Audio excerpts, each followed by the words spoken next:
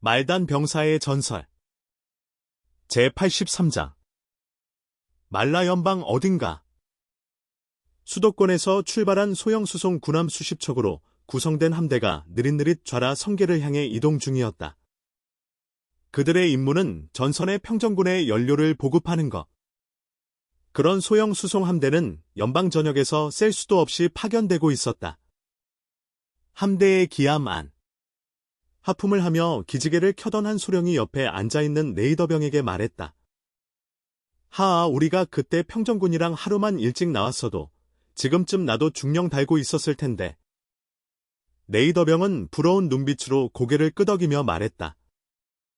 그러게요, 소령님. 듣자 하니 걔넨 총 한 발 쏘지도 않고 적 그림자도 못 본 채로 행성천계를 수복했다던데요.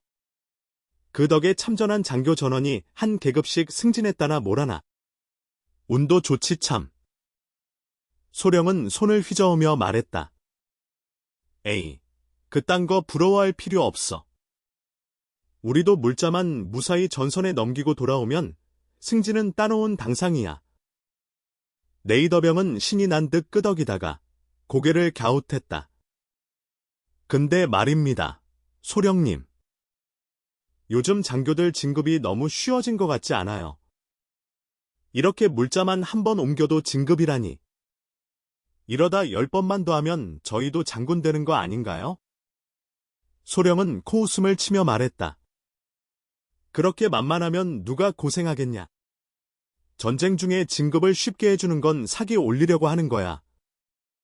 나 군사사 봤거든. 전쟁에 참여하기만 해도 공적을 떠나서 무조건 한 계급은 올려주는 게 전통이더라고. 하지만 말이지, 이번처럼 수송 한 번에 한 계급 오른다고 해서 또 한 번 더 오르려면 최소 100번은 왕복해야 한다고. 100번이. 그건 그냥 죽으란 소린데요. 소령님, 그럼 연방의 진급제도는 도대체 어떻게 되는 겁니까? 레이더병은 호기심 가득한 얼굴로 물었다. 소령은 고개를 끄덕이며 설명을 이어갔다. 연방의 정규 진급 체계는 이래. 한 계급 오를 때마다 전부 2등병 기준으로 공적을 쌓아야 돼. 나처럼 소령인 사람이 중령이 되려면 2등병이 소령 될 수 있는 공적을 다시 쌓아야 한다는 뜻이지. 그리고 진급하면 또 그 다음은 새로 시작이야. 누적이 아니라 리셋이야. 헉. 그럼 지금 젊은 소장들이 그렇게 많은 건 어떻게 설명하죠? 걔네가 무슨 대단한 공을 세웠다는 건가요? 레이더병은 이해할 수 없다는 듯 물었다. 소령은 인상을 찌푸리며 혀를 찼다. 내가 말한 건 정규 진급 이야기고 걔넨 다 편법 쓴 거야. 뒷배 좋은 애들은 집단 공적 생길 때마다 자기 이름이 무조건 들어가거든. 그러니 순식간에 장군이 되는 거지. 집단 공적이. 레이더병은 눈을 깜빡이며 물었다. 그걸 모르냐? 행성 점령처럼 전체 참여자 전원이 공적을 똑같이 받는 일이야. 예를 들어 행성 50개 점령하면 그 작전에 참여한 모든 함대원 전원이 한 계급 승진이야. 근데 이번에 1000개가 넘는 행성을 점령했잖아. 이런 대형 공적이면 뒷배 있는 놈들 중에 소장되는 애들 우수수 나올 거다. 소령이 코웃음을 치며 말하자 레이더병이 무언가 말하려던 찰나 함선 내 경보음이 울려 퍼졌다. 레이더병은 깜짝 놀라 레이더의 시선을 고정했고 소령도 급히 몸을 기울이며 물었다. 무슨 일이야? 근처에 소행성이라도 있니? 레이더병은 얼굴이 창백해지며 침을 꿀꺽 삼키고는 더듬더듬 말했다. 소행성. 아니, 우리 포위당했습니다. 포위? 설마 반란군이 여기에? 소령이 황급히 화면을 올려다보자 화면에는 이미 수십 척의 정체불명의 전투함이 수송함대를 포위한 상태였다. 그는 재빨리 통신기를 켜고 본부에 적의 침입을 보고하려 했다. 그러나 그의 손이 멈췄다. 화면 속 적함이 점점 확대되면서 선체에 새겨진 해골 마크가 선명히 보였기 때문이었다. 네이더병은 말없이 상황을 듣고 있다가 고개를 들어 씁쓸하게 말했다. 그들이 투항하라고 명령했습니다. 거부하면 포격한다고 합니다. 투항. 연방군이 해적한테 투항해. 잠시 멍하니 서 있던 소령은 무엇인가 떠오른 듯 눈을 치켜뜨고 괴성을 질렀다. 우리가 첫 번째가 될 순 없어. 그는 곧장 인터폰을 잡고 소리쳤다. 지휘타워에 보고. 우리 해적과 교전 중. 위치는. 그러나 그 말이 끝나기도 전에 거대한 광선이 그를 집어삼켰다. 출동. 이제 우리가 나설 차례다. 형제들, 돌격이다. 보물과 미녀가 우리를 기다린다. 전진. 하. 날 따라오라. 오늘 밤은 광란의 파티다. 재산과 미녀가 우리를 부르고 있다. 전원, 돌격. 형제들이여. 영광과 부귀는 바로 지금이다. 공격하라. 함성은 제각각이지만 의미는 하나였다.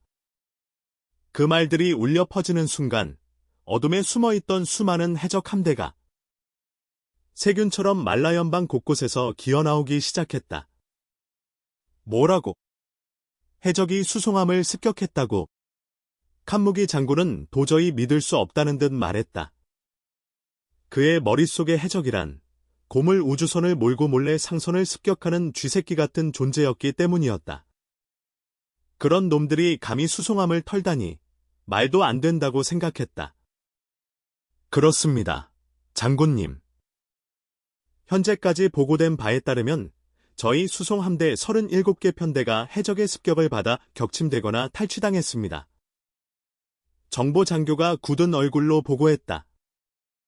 겨우 1000척 남짓이잖아. 칸무기는 그제야 안도의 한숨을 내쉬었다. 처음엔 수만 척이 털린 줄 알고 심장이 쪼그라들었으나 그 정도면 별것 아니었다. 수백만 척의 우주 함대를 가진 연방에게 있어 1000척짜리 수송함 몇은 모래 아래 불과했기 때문이다. 칸무기는 손에 쥔 시가에 불을 붙이고 깊게 한 모금 빨아들였다. 입안 가득한 연기를 천천히 내뿜으며 그는 마음속으로 중얼거렸다. 며칠 진짜 혈압 오를 일밖에 없네. 숨은 성계에서 점령한 행성들이 갑자기 반란군 편으로 넘어가지를 않나. 거기다 10만이 넘는 반란군이 우리 테러를 차단해버리지 않나. 다행히 연합함대가 재빠르게 대응해줬다. 정보 받자마자 2개 연합함대, 총 40만 병력을 긴급 투입해서 간신히 돌파에 성공했다. 행성들이 적에게 넘어간 건 부끄러운 일이지만 드라 성계 쪽 진군은 순풍에 돛단 듯 순조로웠다. 거의 성계 절반을 수복했으니 민심 무마는 그걸로 퉁칠 수 있겠지. 반란군이 이런 방식으로 움직인다는 건 그 주력이 지금 숨은 성계에 몰려있다는 뜻이다. 그래서 나는 이성급 부대 전력을 모조리 거기 쏟아붓고 있다. 조금만 더 밀어붙이면 반란군은 전멸이다. 해적, 그딴 건 걱정할 필요도 없다. 나중에 내가 원수되면 그 신참 장교들 시켜서 해적 소탕 작전 벌이면 된다. 걔네들 진급도 시켜주고 내 공적도 덤으로 챙기고. 딱 좋잖아. 그러나 그의 상상은 정보장교의 다소 난처한 목소리에 의해 깨졌다. 장군님, 저희 쪽 피해는 크지 않지만 해적들 때문에 수송보급 함대의 진행 속도가 많이 느려졌습니다. 게다가 해적이 자주 출몰하는 성계 근처는 주둔 병력이 거의 없어 주민들이 공포에 휩싸이고 있습니다. 그럼 근처 지방 함대들 시켜서 해적 때려잡게 해. 칸무기는 연기 한 모금 뿜으며 아무렇지도 않게 말했다.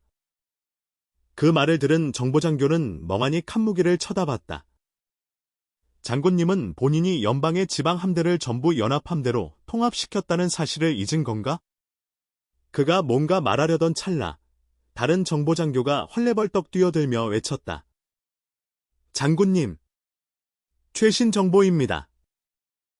해적에게 털린 수송 함대가 10만 척을 넘었습니다. 그 순간 작전 통제실은 쥐죽은 듯 조용해졌다. 모든 장교들이 입을 떡 벌린 채 말을 잃고 얼어붙었다. 칸무기는 시가를 바닥에 내던지며 벌떡 일어섰다. 눈을 부릅뜨고 그 정보장교의 멱살을 잡아들며 고함쳤다. 뭐라고? 수송 함대 10만 척이 그냥 털렸다고. 그 지휘관들은 똥통에서 나왔냐? 반항도 안 하고. 물론 그는 생각하지 못했다. 수송 함대에는 무장도 제대로 없는 걸. 얼굴이 벌겋게 달아오른 정보장교는 간신히 말을 이었다. 장군님, 그게 다가 아닙니다. 칸무기는 눈을 가늘게 뜨며 되물었다. 뭐가 또 있어? 정보장교는 칸무기의 눈치를 보며 조심스럽게 말했다. 해적들이 이제 행성들까지 공격하기 시작했습니다. 여러 행성에서 긴급 구조 요청이 들어오고 있고, 이대로라면 정부의 지원이 오지 않을 경우 해적에게 항복하겠다고 선언한 곳도 있습니다. 칸무기는 벌떡 일어나 소리를 질렀다. 그 행성 방어 대포들은 뭐하러 설치했냐? 몇백억씩 들여서 만든 행성 간 대포가 장식품이냐? 그러자 누군가 조심스럽게 중얼거렸다. 그 행성들도 대포가 많아야 열문 남짓이고, 해적들은 첫 공격 때 사각지대에서 기습해서 대포부터 박살냈답니다. 그 후에 협박했다고 하더군요. 그 말을 들은 칸무기는 다리에 힘이 풀려 주저앉았다. 그 모습을 본 주변 장교들은 황급히 그를 부축했다. 얼굴이 굳은 채로 한참을 멍하니 앉아있던 칸무기는 이내 벌떡 일어나 소리쳤다. 군대는, 연방군은 뭐하고 있냐? 왜 진작 진압을 안 한 거야? 그때 또다시 아까 그 죽을 줄 모르는 장교가 중얼거렸다. 그게, 우리 군대는 지금 전부들아 성계랑 숨은 성계에 가 있잖아요. 그 말에 칸무기는 깨달았다. 자기 수중에는 더 이상 남은 병력이 없다는 걸. 그는 맥이 풀린 듯 의자에 털썩 앉아 낮은 목소리로 말했다. 성계지도. 그의 명령에 따라 참모진들이 분주히 움직였다. 잠시 후 거대한 입체 성계지도가 그의 앞에 떠올랐다. 정보장교는 전자펜으로 반짝이는 점들을 가리키며 말했다. 이 점들이 해적에게 습격당한 행성들입니다. 조금 진정된 칸무기는 고개를 끄덕이며 말했다. 해적의 위치도 표시해봐. 정보장교는 터치 패널을 몇 번 누르고 곧이어 수많은 붉은 점들이 성계지도 위에 떠올랐다. 처음엔 침착했던 칸무기. 그러나 붉은 점들이 점점 많아지면서 남방 전역을 제외한 거의 모든 연방 지역을 뒤덮자 그는 더 이상 참지 못하고 벌떡 일어나 외쳤다. 이게 다 뭐야? 왜 이렇게 많은 거야? 정보장교는 침을 삼키며 입을 열었다. 레이더 분석 결과 해적 총 병력은 약 3.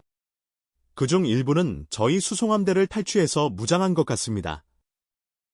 그 소식에 방 안은 숨 죽은 듯 조용해졌고 이내 술렁이기 시작했다. 칸무기는 멍하니 있다가 문득 고개를 들어 물었다. 해적들의 전투력은 우리 군과 비교하면? 고개를 떨구고 있던 정보장교는 처음으로 얼굴에 미소를 지으며 말했다. 비교가 안 됩니다. 해적선은 거의 다 상선을 개조한 거라. 병력은 많아 보여도 상계되어 있어서 소대 단위 전력만 있어도 쉽게 각계격파가 가능합니다. 하지만 그는 다시 찡그린 얼굴로 덧붙였다. 문제는 지금 우리 손에 쓸 수 있는 전력이 단 한 척도 없다는 겁니다. 그러나 칸무기의 표정은 달랐다. 해적들이 허접하다는 것만 확인됐으니 그걸로 충분했다. 장군. 지금 남은 병력은 장군님. 장군 장지령과 무제트 장군 두 분이 아직 병력을 보유 중입니다. 정보장교가 재빨리 답했다. 장지령 장군은 고을룡 성계 방어에 5만을 파견 중이며 현재 남은 병력은 10만. 무제트 장군은 드라 성계 협동 작전에 1만을 보냈고 남은 병력은 4만입니다. 칸무기는 잠시 생각하다 말했다. 장지령 장군과 통신 연결해. 잠시 후 영상통신이 연결되었다. 칸무기 대장님. 무슨 일로 연락을? 장지령 장군이 전투복 차림으로 화면에 나타났다. 인사를 마친 뒤 옆에 있던 부관과 몇 마디 속삭이자 그 부관은 급히 자리에서 사라졌다. 그 모습이 신경 쓰였던 칸무기가 물었다. 뭔가 일이 터졌나? 왜 그렇게 바빠 보여? 장지령은 이마를 두드리며 한숨을 쉬었다. 요즘 정말 정신없습니다. 이 근처 라이스 공화국 알죠? 거기 대통령이 쫓겨나서 지금 내전 중입니다. 도망친 난민이랑 패잔병이 죄다 우리 쪽으로 밀려들고 있어요.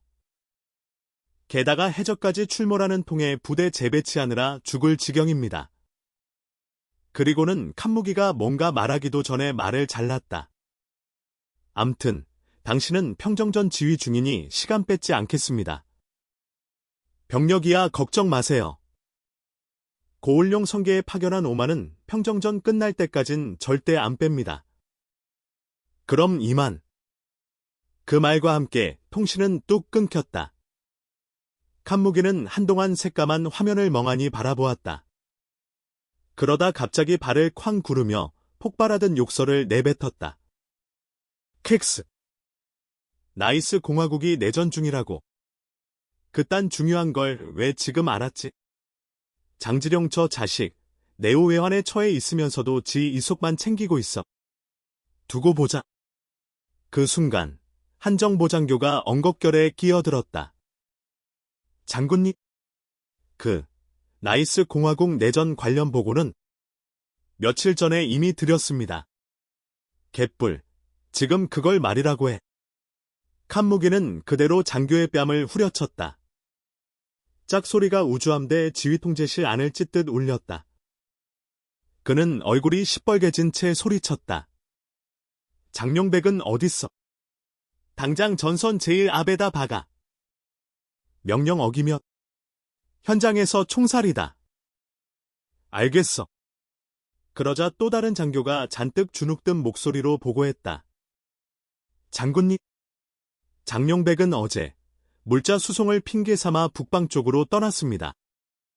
칸무기는 그 말을 듣고 잠시 얼어붙었다가 이내 눈을 부릅뜨고 마치 폭주한 황소처럼 발을 구르며 절규했다. 뭐? 전투 직전에 도망쳤다고. 다 죽었냐 너희는? 그런 놈이 빠져나가게 놔둬. 군법회의에 회부해. 아니, 직접 총살해. 반역자다. 반역자.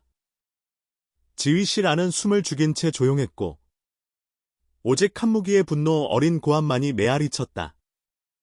그때였다. 통신을 감시 중이던 장교 하나가 허겁지겁 달려오며 외쳤다. 장군님, 큰일 났습니다. 신뢰 성계에서 행정 세 곳이 연방에서 탈퇴하고 독립을 선언했습니다. 이름은 신뢰 제국이라며 우리 연방의 선전포고까지 했습니다. 그리고 지금 주변 행성들까지 공격 중입니다. 하지만 예상과 달리 칸무치는 화를 내기는커녕 우스꽝스러울 정도로 크게 웃었다. 하! 행정 3개? 그딴 게 무슨 제국이야. 진짜 미치겠다. 크크크. 요즘은 세상이 어수선하니까 별놈들이 다 튀어나오네. 그래서 누가 그렇게 용감하게 깃발 들었는데. 주변 장교들도 킥킥 웃었다. 행성 3개면 고작해야 중급 방어전력 수준. 고급 전함 몇 척만 보내도 바로 진압 가능한 수준이었다. 보고하던 장교는 민망한 듯 고개를 숙이며 말했다. 그쪽에서 발표한 나라는 신뢰 제국이라고 합니다. 칸무치의 눈썹이 한번 깜빡였다. 제국. 제국제 국가라고. 장교는 재빨리 고개를 끄덕였다. 객스. 이 민주 연방 한가운데서 제국제를 세운다고. 그 국민들 대가리에 뭐 든 거냐. 그걸 또 지지한다고. 좋아. 군대 보내. 당장 싹 밀어버려. 그 말에 또 한 장교가 조심스럽게 입을 열었다. 장군님, 보내실 병력이 없습니다. 칸무치는 입을 꾹 다물고 조용히 손을 휘저었다.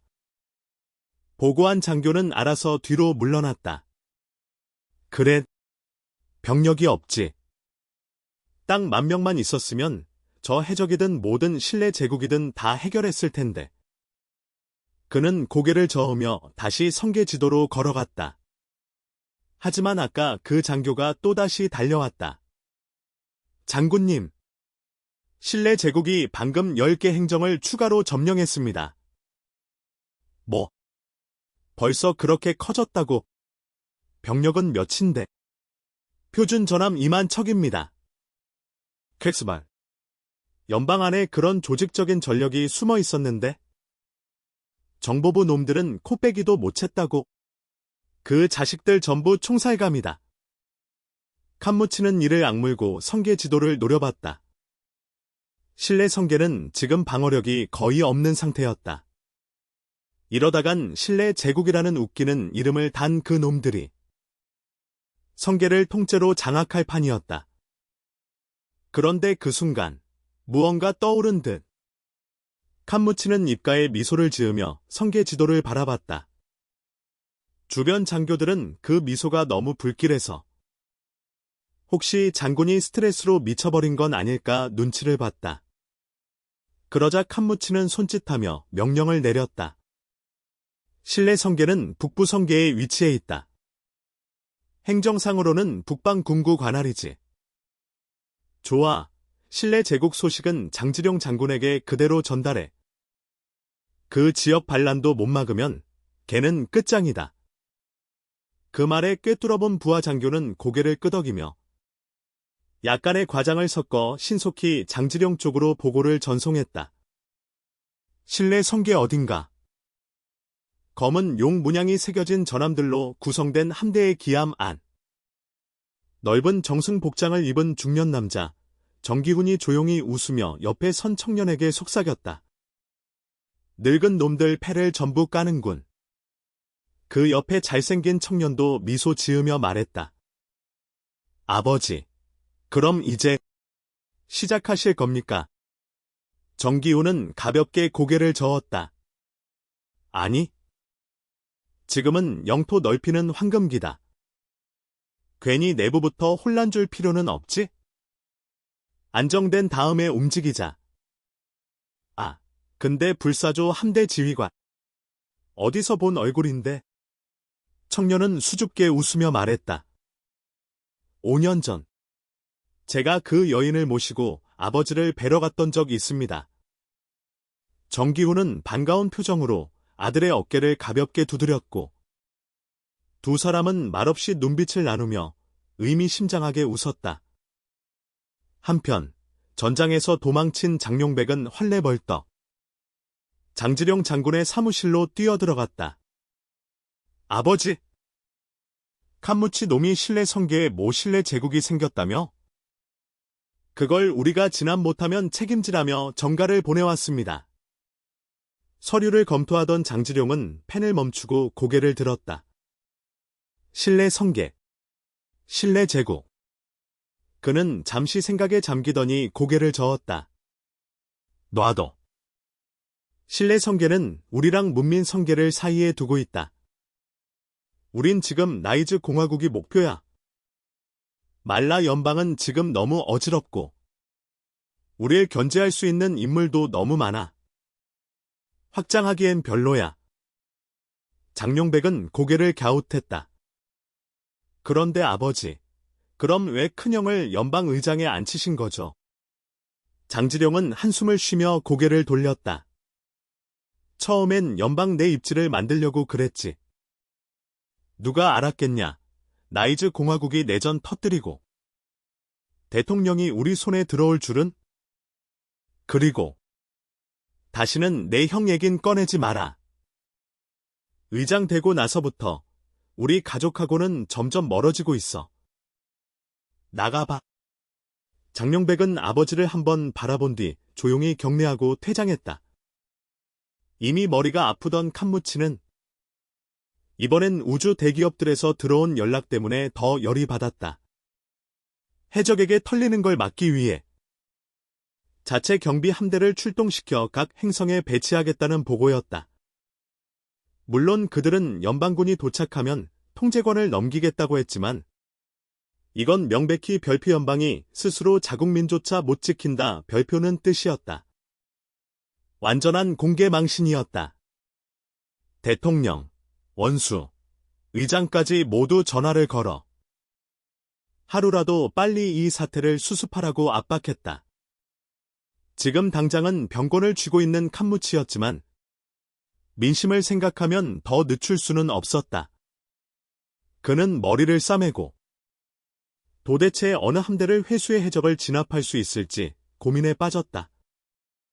그리고 그 시각 연방의 드라 방면군과 스문 방면군은 완전히 다른 분위기 속에서 진격 중이었다. 드라 방면군은 기세등등 아무런 저항도 없이 네이즈 연방의 수도 성계인 몽리를 향해 쭉쭉 밀고 있었다.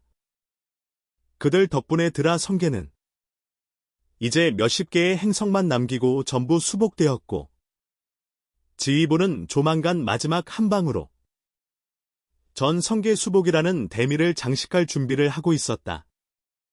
한편 스문 방면군은 포위망에 갇히긴 했지만 전력 격차가 워낙 컸기에 연방군은 눈 하나 깜짝하지 않았다. 우릴 포위했다고? 좋아. 잘 걸렸다. 오히려 그런 분위기였다. 소식이 전해지자 4개 연합함대의 지휘관들은 누가 구원군으로 나갈 것인가를 두고 주먹다짐 일보 직전까지 갔다.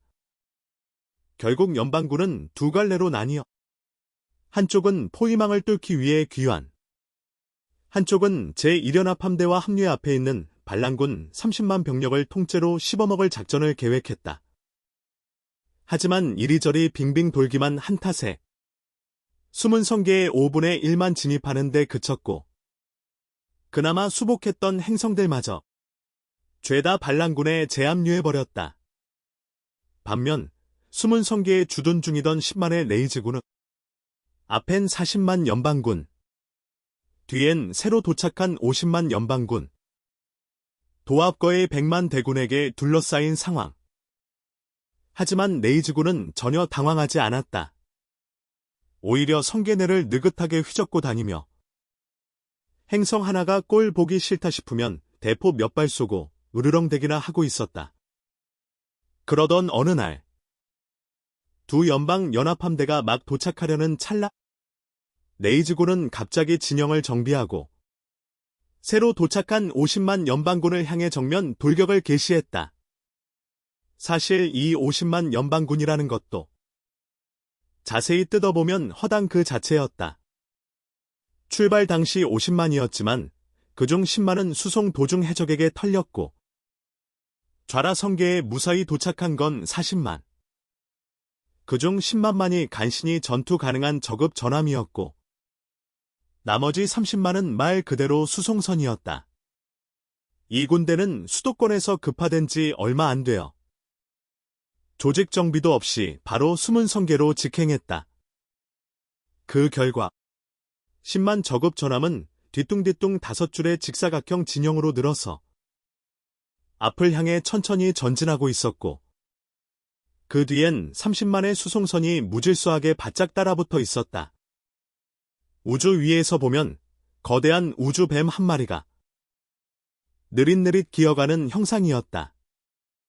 그러던 중 연방군 전함의 레이더에 레이즈군이 포착되자 즉시 경보음이 울렸고 그 순간 진영은 와르르 무너졌다.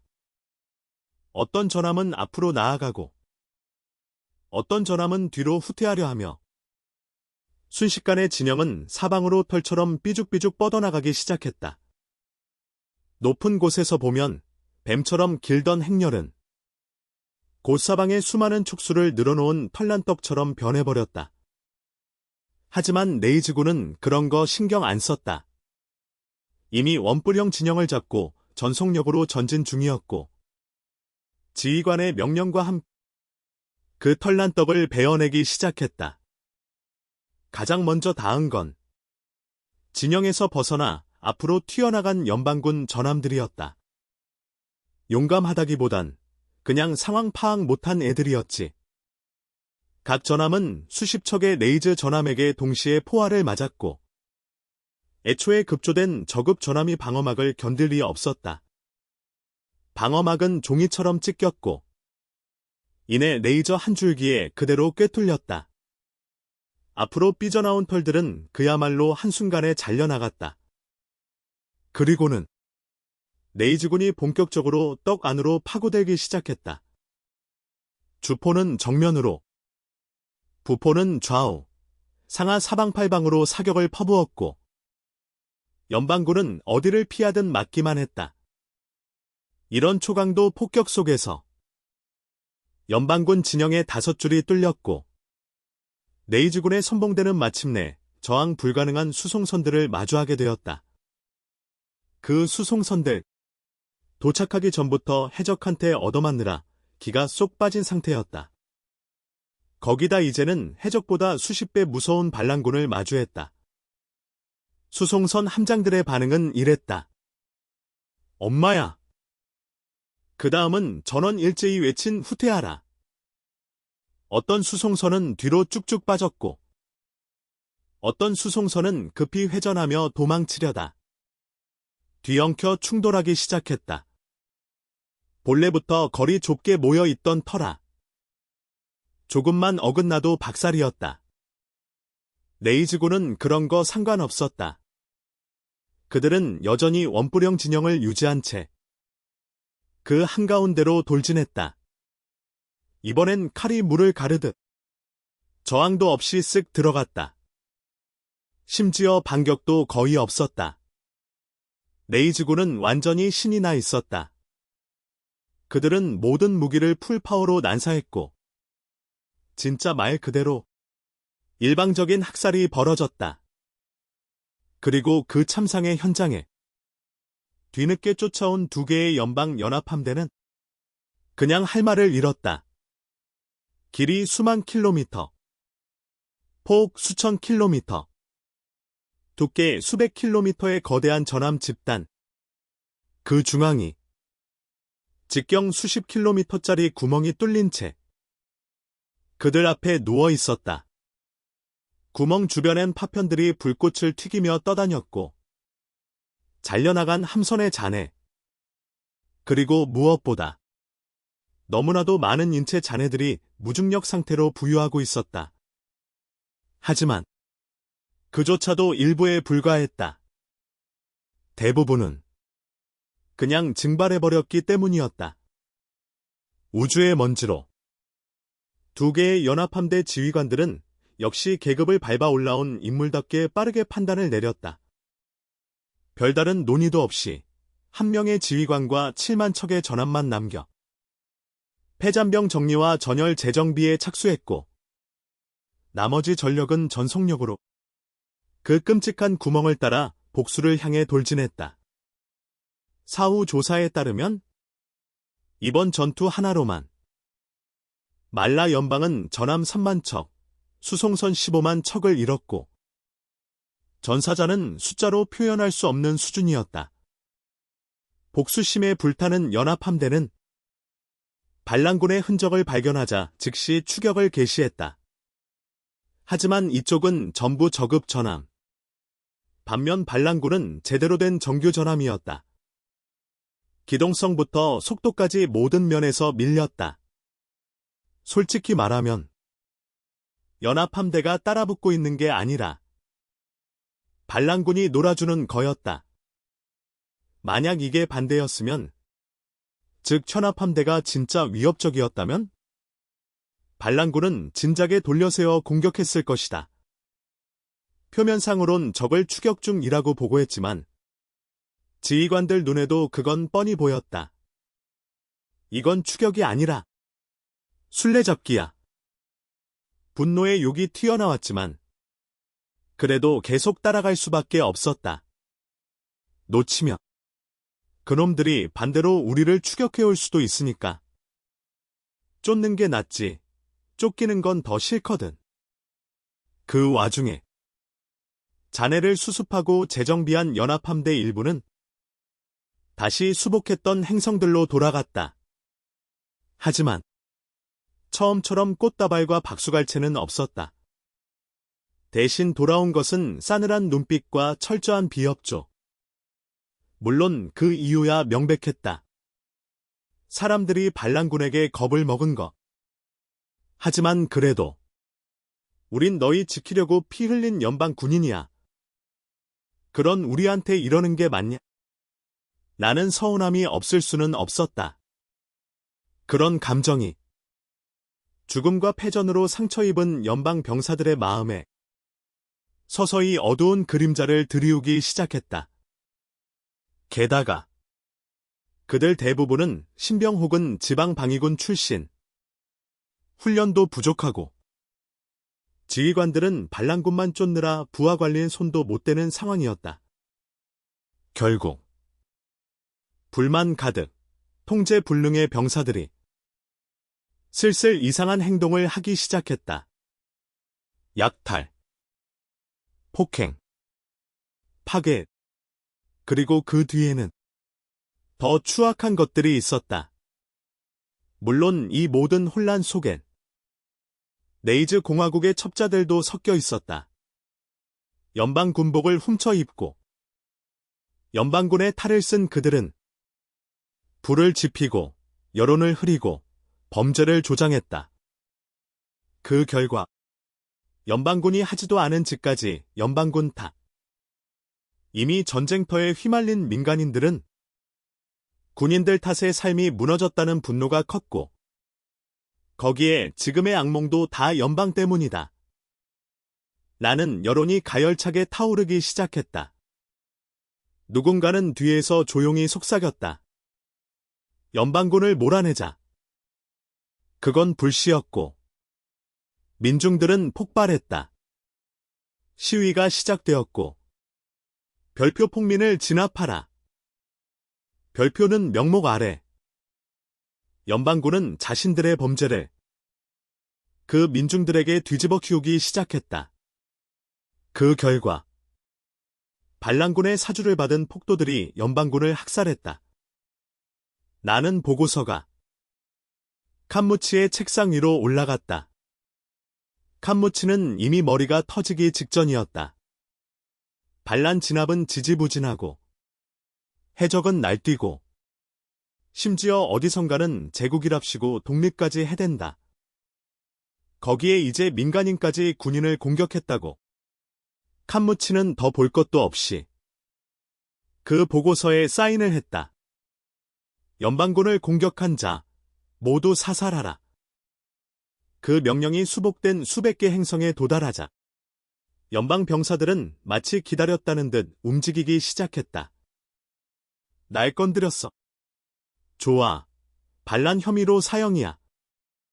이 자식 눈빛 이상한데. 즉결 처형. 그날부터 20성계의 수백 개 행성은 말 그대로 지옥이 되었다. 매일같이 누군가는 군인의 주먹에 맞아 쓰러졌고 누군가는 군화에 짓밟혔으며 누군가는 감금당했다. 여성들은 차마 말로 옮길 수 없는 일들을 겪었고 총성이 들리지 않는 날이 없었다. 처형은 일상처럼 진행됐다. 겉으론 질서가 돌아오는 듯 보였지만 그 속은 한치 앞을 알 수 없는 분노와 공포로 들끓고 있었다.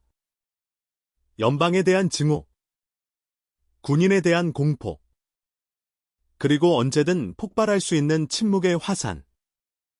그건 이제 작은 불씨 하나만으로도 터질 수 있는 상황이었다.